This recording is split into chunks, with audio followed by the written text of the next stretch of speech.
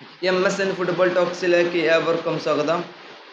ഇന്ന് നടന്ന champions league മത്സരത്തിൽ ബൈസലോണയെ ഡോർട്ട്മുണ്ട് 3-1 എന്ന സ്കോറിന് പരാജയപ്പെടുത്തിയിരിക്കുകയാണ്. ഇന്ന് ഡോർട്ട്മുണ്ട് ബൈസയെ പരാജയപ്പെടുത്തിയെങ്കിലും ബൈസലോണ ചാമ്പ്യൻസ് ലീഗിൻ്റെ സെമി ഫൈനലിലേക്ക് എത്തിയിരിക്കുകയാണ്. ആദ്യ ലെഗിൽ ബൈസലോണ ഡോർട്ട്മുണ്ടിനെ 4 ഗോളുകൾക്ക് പരാജയപ്പെടുത്തിയിരുന്നു. അതിൻ്റെ ബലത്തിലാണ് ബൈസലോണ ഇന്ന് സെമി ഫൈനലിലേക്ക് എത്തിയിട്ടുള്ളത്. ഇന്ന് ബൈസയുടെ കളി നോക്കുകയാണെങ്കിൽ വളരെ മോശം പ്രകടനമായിരുന്നു കാഴ്ചവെച്ചിട്ടുണ്ടായിരുന്നത്. പ്രത്യേകിച്ചും ബൈസലോണയുടെ ഡിഫൻസീവ്.